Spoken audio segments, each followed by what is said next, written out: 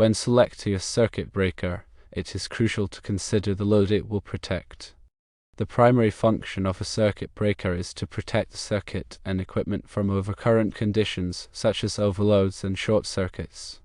The National Electrical Code, or NEC, provides guidelines for selecting the appropriate size of circuit breakers and conductors. In this scenario, a 120 volts transformer is supplying a load of 6 amps. The question is, what is the minimum size circuit breaker that should be used? The available options are 6 amps, 10 amps, 15 amps, or 20 amps. To determine the correct answer, we must understand the NEC guidelines for overcurrent protection. According to the NEC, the overcurrent protection device, which is the circuit breaker in this case, should be sized to protect the conductors and the equipment connected to the circuit.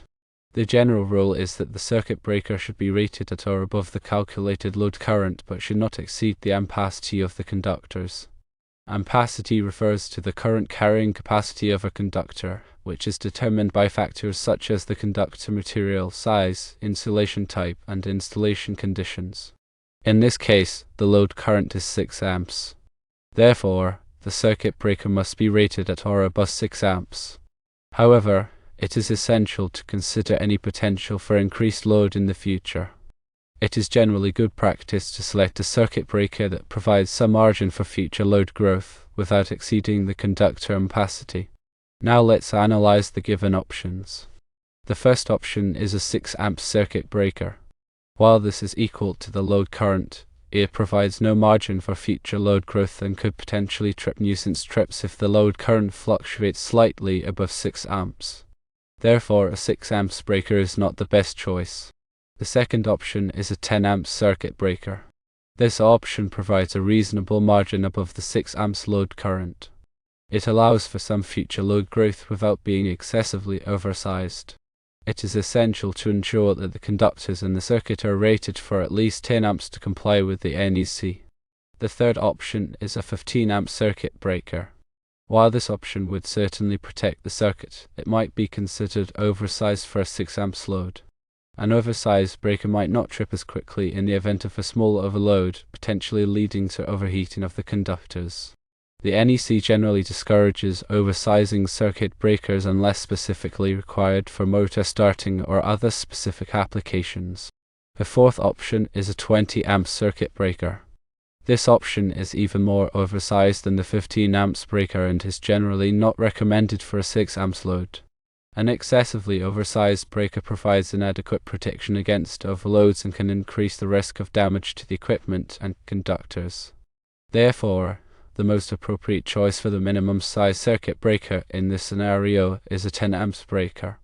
This provides adequate protection for the 6 amps load while allowing for some future load growth.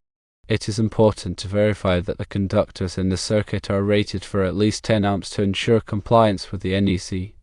To summarize, when selecting a circuit breaker, firstly determine the load current. Secondly, select a breaker that is rated at or above the load current but does not exceed the conductor ampacity. Thirdly, consider any potential for future load growth. Fourthly, avoid excessively oversizing the breaker, as this can reduce its effectiveness in protecting against overloads. Fifthly, ensure that the conductors are properly sized for the selected breaker. In this specific example, with a 120 volt transformer supplying a 6 amps load, a 10 amp circuit breaker is the most appropriate choice for the minimum size breaker. Always consult the NEC and local electrical codes for specific requirements and guidelines. Additionally, it's beneficial to understand how to calculate load and conductor ampacity, which are the cornerstone requirements for ensuring safe installations of electrical circuits. Load calculations determine the required capacity of electrical systems, including the size of conductors, overcurrent protection devices, and transformers. These calculations ensure that the electrical system can safely handle the anticipated load without overheating or causing voltage drops. Conductor ampacity refers to the maximum current, in amps, that a conductor can carry continuously under specific conditions of use without exceeding its temperature rating. The ampacity of a conductor is determined by several factors, including the conductor material, size, insulation type, ambient temperature, and the number of conductors bundled together. The NEC provides tables and guidelines for determining conductor ampacity based on these factors. Correctly determining conductor ampacity is essential for ensuring the safe and reliable operation of electrical systems. If conductors are overloaded, they can overheat, leading to insulation damage, reduced lifespan, and potentially fire hazards. The NEC specifies requirements for conductor sizing and protection to prevent overloading and ensure that conductors operate within their rated ampacity. To accurately select the appropriate size circuit breaker for a particular load, it's important to follow a systematic approach involving several key steps. 1. Determine the continuous load current. Begin by calculating the total continuous load current that the circuit will carry. A continuous load is defined as a load that operates for 3 hours or more at a time. The NEC requires that continuous loads be factored at 125% when determining the required ampacity of conductors and the rating of overcurrent protection devices. 2. Calculate the non-continuous load current. Next, calculate the non-continuous load current, which includes loads that operate for less than 3 hours at a time. These loads are typically factored at 100% when determining the required ampacity. 3. Determine the total calculated load current. Add the continuous load current and the non-continuous load current to determine the total calculated load current. This value represents the maximum amount of current that the circuit is expected to carry under normal operating conditions. 4. Select the appropriate conductor size. Based on the total calculated load current, select the appropriate conductor size from the NEC ampacity tables. Ensure that the conductor's ampacity is equal to or greater than the total calculated load current.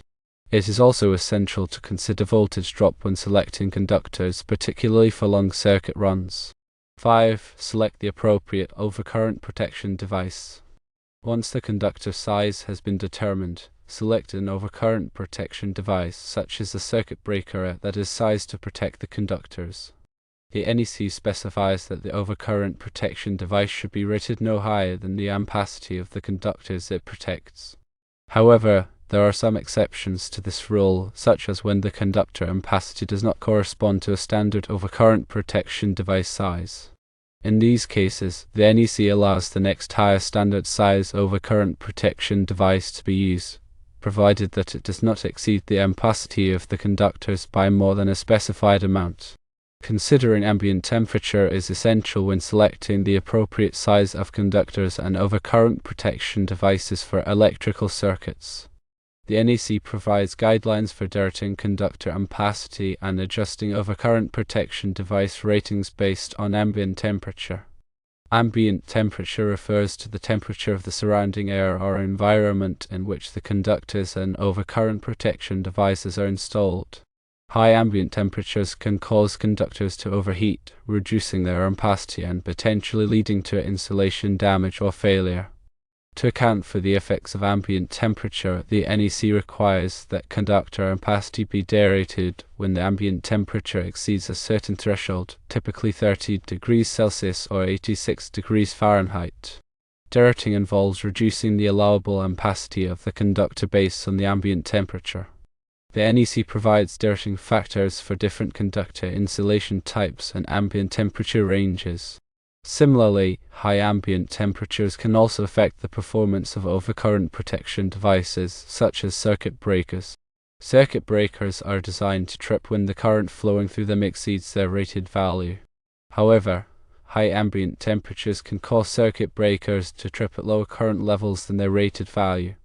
To compensate for the effects of ambient temperature on circuit breakers, the NEC allows for the adjustment of circuit breaker ratings based on ambient temperature. This adjustment typically involves increasing the circuit breaker rating to account for the reduced tripping threshold at high ambient temperatures. In addition to ambient temperature, the number of current-carrying conductors in a raceway or cable can also affect the ampacity of the conductors. When multiple current-carrying conductors are installed in close proximity, the heat generated by each conductor can raise the overall temperature within the raceway or cable, reducing the ampacity of the conductors. To account for this effect, the NEC requires that conductor ampacity be derated when the number of current carrying conductors exceeds a certain threshold. The derating factors for the number of current carrying conductors vary depending on the type of raceway or cable, the conductor insulation type, and the ambient temperature. It is important to consult the NEC tables and guidelines to determine the appropriate derating factors for specific installations. The NEC specifies requirements for the location and accessibility of overcurrent protection devices, such as circuit breakers and fuses. These requirements are intended to ensure that overcurrent protection devices are readily accessible for inspection, maintenance, and replacement, and that they are located in a safe and protected environment. Overcurrent protection devices must be located in a readily accessible location, meaning that they can be reached quickly and easily without requiring the use of tools or equipment. This allows for prompt access to the devices in the event of a fault or overcurrent condition. Overcurrent protection devices should be installed in a dry and well-ventilated location to prevent moisture, corrosion, and overheating. Moisture and corrosion can damage the devices and impair their performance, while overheating can cause them to trip prematurely or fail altogether. Overcurrent protection devices should be protected from physical damage such as impact, vibration, and abrasion. This can be achieved by installing the devices in enclosures or cabinets that provide adequate protection. Overcurrent protection devices should be clearly labeled to indicate their purpose, voltage rating, and current rating. This helps to ensure that the devices are properly identified and that the correct devices are used for each circuit. Overcurrent protection devices should be installed in accordance with the manufacturer's instructions and recommendations. This ensures that the devices are installed correctly and that they will function properly. Additionally, it's important to consider the application of fuses, as they serve a similar function to circuit breakers but operate on a different principle. A fuse is an overcurrent protection device that consists of a metal strip or wire that melts and breaks the circuit when excessive current flows through it. Fuses are typically used in applications where a fast and reliable response to overcurrent conditions is required. There are several different types of fuses available, each designed for specific applications and performance characteristics. Some common types of fuses include cartridge fuses, plug fuses, and blade fuses. Cartridge fuses are cylindrical fuses that are typically used in high current applications such as motor circuits and distribution panels. Plug fuses are screw-in fuses that are commonly used in residential and light commercial applications. Blade fuses are flat fuses that are typically used in automotive and electronic applications. When selecting a fuse for a particular application, it is important to consider several factors, including the voltage rating, current rating, interrupting rating, and time delay characteristics. The voltage rating of the fuse must be equal to or greater than the voltage of the circuit it is protecting. The current rating of the fuse must be selected to protect the conductors and equipment connected to the circuit. The interrupting rating of the fuse is the maximum amount of current that the fuse can safely interrupt without rupturing or causing damage to the surrounding equipment. The time delay characteristics of the fuse determine how quickly the fuse will blow in response to an overcurrent condition. Some fuses are designed to provide a fast response to overcurrent conditions, while others are designed to provide a time delay to allow for temporary overloads such as motor starting currents. Fuses are an essential component of electrical safety, and they should be selected and installed carefully to ensure that they provide adequate protection against overcurrent conditions.